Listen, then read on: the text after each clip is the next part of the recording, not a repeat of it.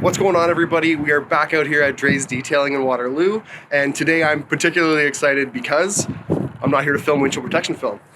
We just released our PPF back in November, and Dre got his hands on it for a Q7. It's a 2020 Audi Q7. So that's what we're going to be working on today.